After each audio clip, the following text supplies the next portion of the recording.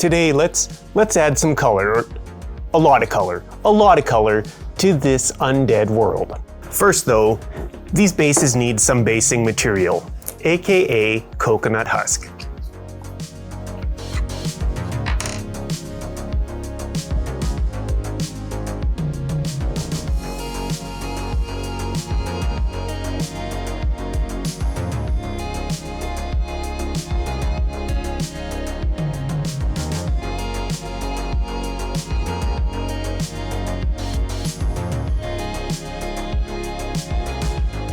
Okay, so the mega boring part of basing and priming is all done, and so now it's time for some underpainting, some chromatic zenithal, some I have no idea what I'm actually calling this, but we're gonna start into our clown dark painting.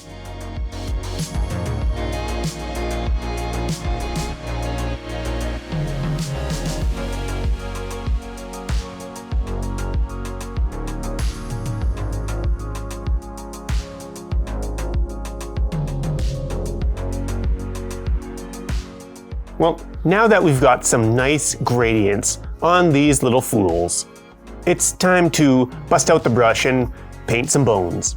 As always, I feel like I need to tell you that just because I'm using an airbrush doesn't mean you can't do something similar if you don't have one. Dry brush, rattle can, use whatever you've got. Just play with color. That's the main thing always, is just play with color.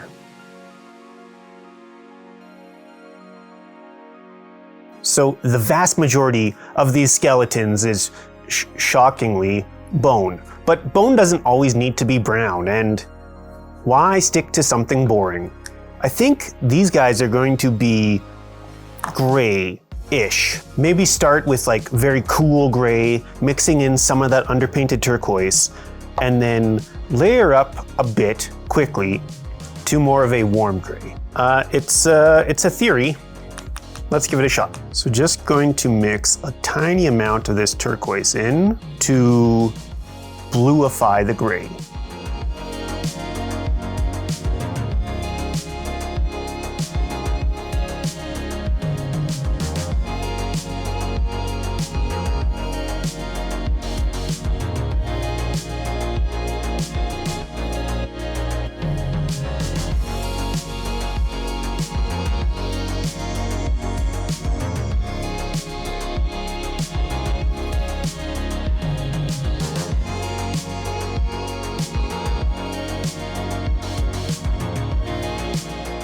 The final bone highlight, I'll just focus on upper areas and the front. I don't think I'll touch the back at all, just purely with this warm gray.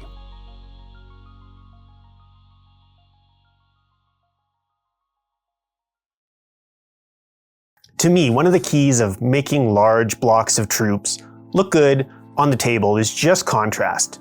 And so for the most part, on blocks of troops like this, I'm really doing max 3 layers of paint on any area. Not only does that sharp contrast look good, it makes my life quicker and easier painting because I can do massive jumps in color for each layer.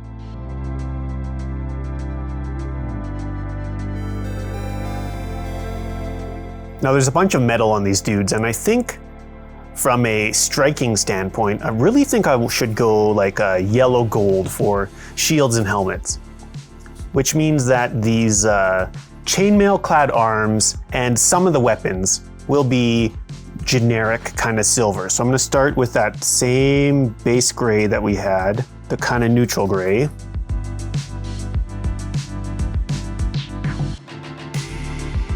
And I rarely use white, but I think I'll use it to brighten up, desaturate, whatever.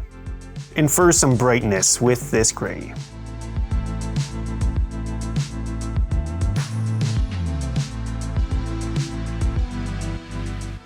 I say it a lot, but I don't think we should worry about painting something good. I think our primary consideration should just be painting something that is interesting, particularly interesting to you as the one painting it.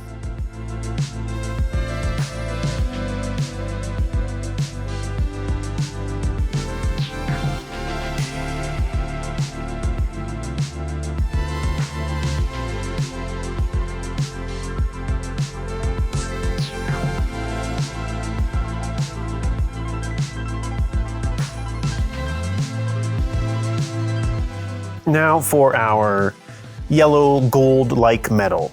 My favorite starting point for that has become this sunburst ochre.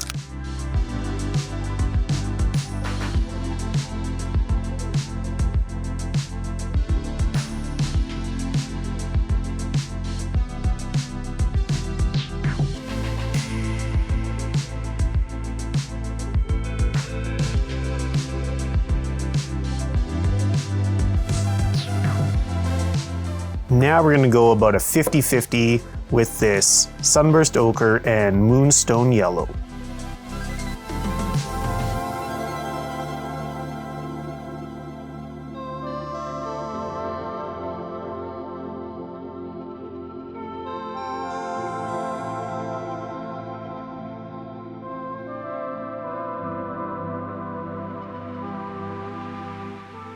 Then we go some straight moonstone yellow. Then we go some straight moonbeam yellow.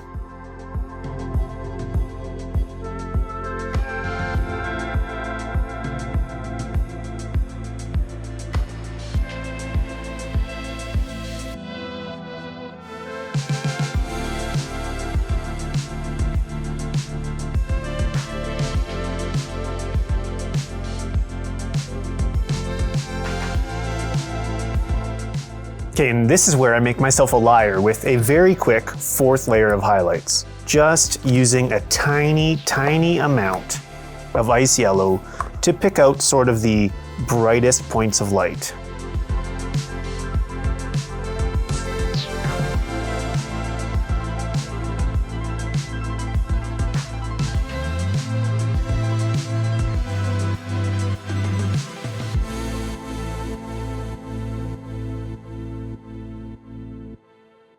And that's like a 20-minute skeleton. Now before I run out of time and energy, I'll just paint a couple more.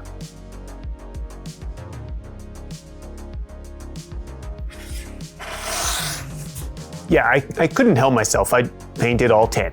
I mean, sort of. I haven't done the shields yet. And before I go and put my own logo on these guys again, like a real YouTuber,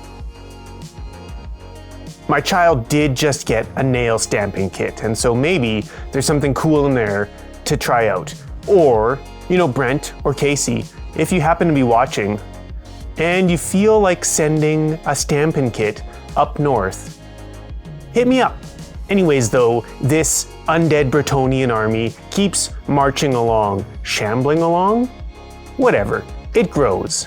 And I'm super pumped to paint up more. Most importantly though, thank you so much for watching. You really are awesome. And I'll see you, I don't know, tomorrow or something.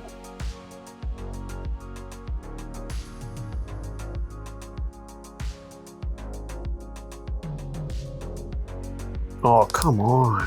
Paper is smarter than me today. Ba-ba-ba. Okay, welcome to another rousing edition of Jared Has No Idea What He's Doing.